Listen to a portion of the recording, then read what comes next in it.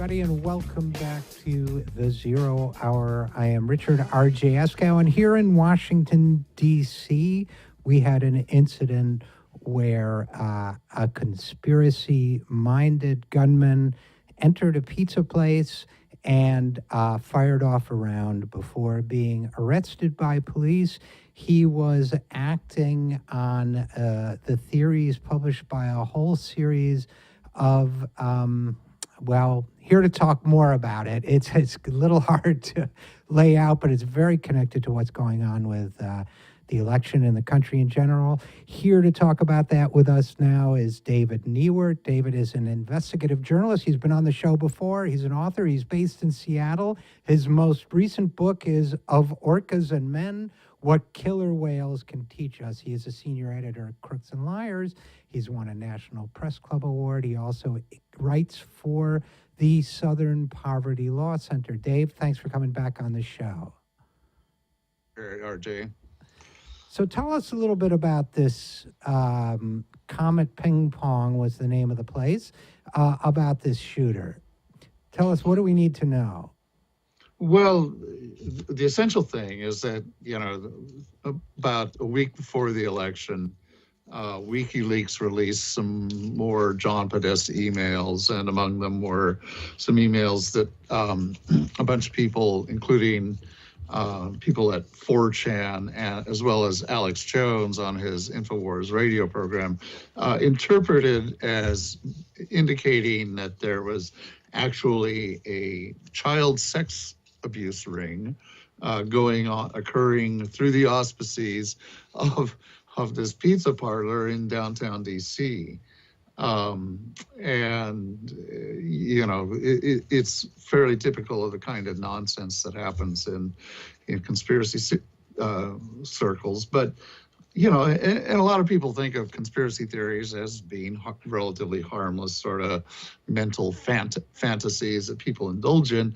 But as this case showed, and as many other cases have shown, it can have really profound and violent consequences, because this guy from North Carolina bought into the whole thing and decided he was going to go up and investigate this pizza parlor.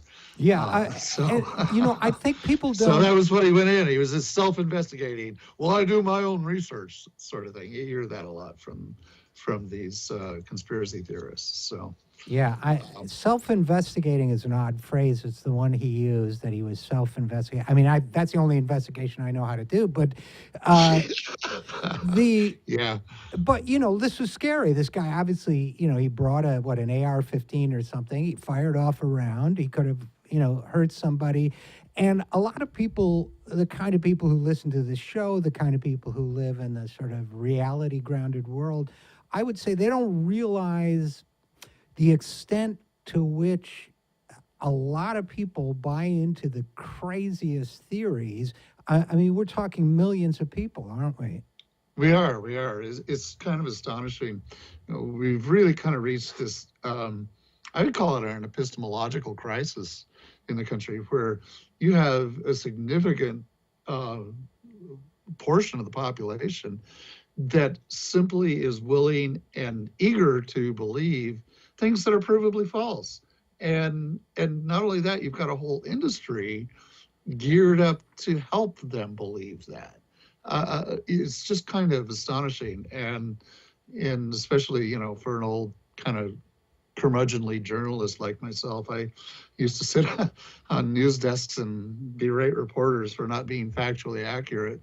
And I don't get to do that much anymore, partly because I don't work in newsrooms either, but also because, the standards of truthfulness and accuracy and factuality have just vanished. Yeah, I mean, we could talk, and I'm sure over the years, Dave, you and I have talked about the problems with accuracy in the mainstream media, but we're talking a whole new universe of wrongness, or we're talking about preposterous things. We're talking about, in this case, the idea that a guy who runs a pizza place, and who I think was in a relationship with one of the Hillary Clinton team at one point, That this pizza place guy is running a pedophile sex ring that's part of a global pedophilia operation. I mean, it's like it took me a while when someone first explained to me what the chemtrails theory was, the idea that they're all keeping us subjugated with chemicals in the vapor trails behind airliners, above our heads. It's at that level of insanity and absurdity, and it's a fairly sizable chunk of the American people are buying this kind of stuff, right?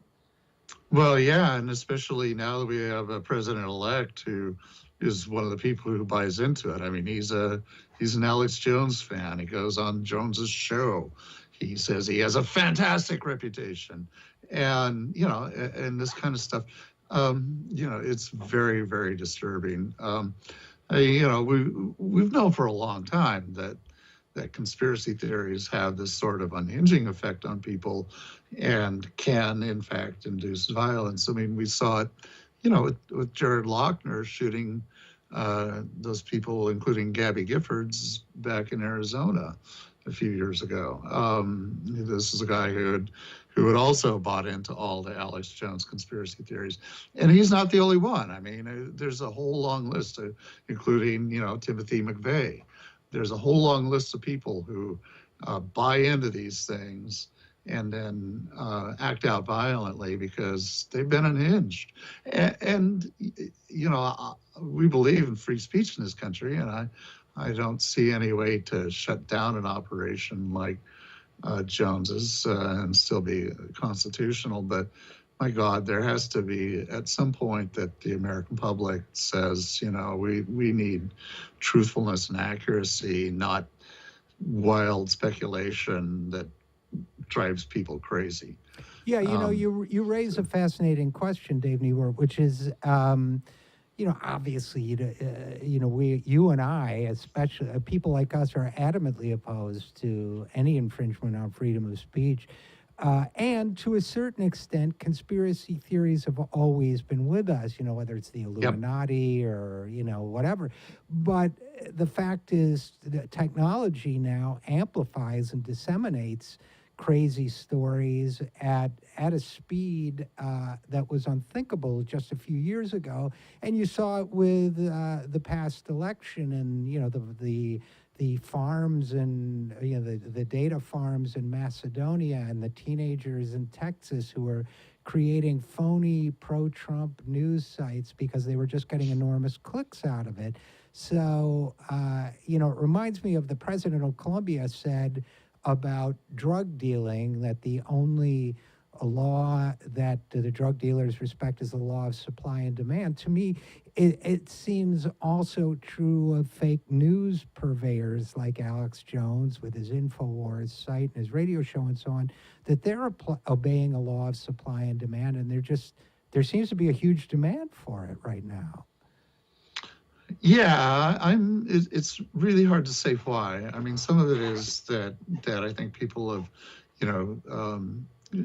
during the 90s, I would say it was fairly fair. It was quite fair to say that the mainstream media was failing us. And in many ways, the mainstream media still does fail us. They do a very poor job of actually giving us factual information. And the other aspect of it is that they've become increasingly corporate. And people are increasingly suspicious of corporate news. I can't particularly blame them because as somebody who worked inside the business, I can tell you it was not, by the mid 90s and late 90s, we had really kind of reached a problem in terms of being, what really happened with the mainstream media was that this corporate ownership really changed the flow of information in a lot of ways. And so I think people responded, the audience out there responded to that by, recognizing that they weren't being adequately served. So this is just about the same time the internet came along, and people started changing their habits. They believed that they started turning to the internet for more news, which is great, except that the internet doesn't have any filters. So Right. And there's no way people can suss out. It's really hard for people to suss out what's accurate and what's not when it's on the internet. there's a third dimension to it too. I think that's really right on point, Dave. But and again, we're talking with David Neiwert, author and also contributor to the Southern Poverty Law Center, as well as others. Um, I think the third piece of it is that you have a kind of subculture, which is the white, lower income, often rural subculture that perceives itself to be in a state of decline economically and socially, Mm-hmm. and is hungry for, and this gets right to your work with the Southern Poverty Law Center, and is hungry, as it often is during periods of distress, as many communities become during periods of distress, hungry for a scapegoat, hungry for an explanation. I would argue, now this may be going beyond the scope of the initial conversation, I would argue that to a certain extent the left has failed to explain to them what's going on, and I would put that at feet of people like me. But there is also, this history of racism and so on. So all of a sudden, this torrent of fake news and conspiracy theory coming through the internet can be redirected to fill this void that they feel of an explanation of what's going on for them. And it's the pedophiles and gays, and it's the minorities, it's the black people, it's the Muslims, it's the Latinos. And then with stories so outlandish and so crazy that these guys think to themselves, and it's mostly men, well, what's a patriot to do except to take up arms in defense of his nation?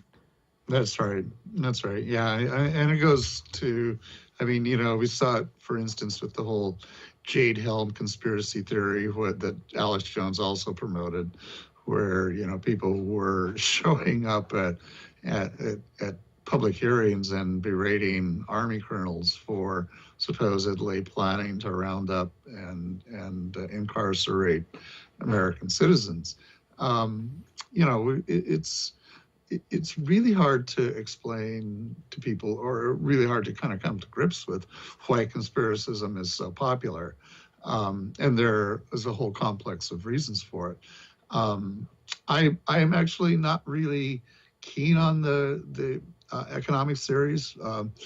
My experience with hate crimes and other things, sort of related ethnic phenomena, is that this sort of agitation actually comes not when there's an economic downturn, but rather when there's severe or really major demographic change in the country. Mm-hmm. If you find, certainly one of the things we have seen over the years with hate crimes is that they rise not when there's an economic downturn, but when there's major demographic shifts. And I think that's a lot of what's gone on in Middle America, is that a lot of people, they look around and they see the country has changed. There's a lot more brown people out there. And there's Muslims, and they speak foreign languages. And, and people think, well, this is not my country anymore. And so they want to know why these changes are happening. And the conspiracists come along and give them all the reasons that they need. Well, this is actually the New World Order plotting to enslave you, Yeah, I think there's probably a lot of truth to that. I do think now, we may differ on this. I do think there's also the confluence of tough economic conditions for white people with only high school educations and so on. It's certainly changed. That circumstance has certainly changed. But nevertheless, there are obviously a huge demographic shift as well. And I think you're very right that people who see, when they talk about defending their way of life, quote unquote, and defined by race, defined by religion, defined by cultural bonds and of ancestry and so on, and language, that and when they say that's under attack, well, it's not really under attack, but it is diminishing, and they're not the majority anymore. They're not going to be the majority in the future. They're already not in certain parts of the country. And so, yes, I do think that fuels paranoia and insecurity. And I don't think there are too many voices out there saying, well, it's okay. It's still going to be a great place to live. I mean, I don't think they're hearing that message too much. So we are seeing a rise in hate crimes, though, right? Oh, yeah, absolutely. Just in the first 10 days after the election, there were, the SPLC recorded something like 867 election-related hate crimes. 23 of those were anti-Trump, and the other 800 and some were, pro-Trump, anti-minority hate crimes. And yeah, so it's not. Yeah, We could see this coming. I mean, we saw this after Obama was elected in 2008. We had this huge surge in anti-Black hate crimes. So we had a hate crime surge after Obama was elected because he was our first African American president, primarily, Yeah. and he had a foreign Yes. name to make it even worse, foreign sounding name.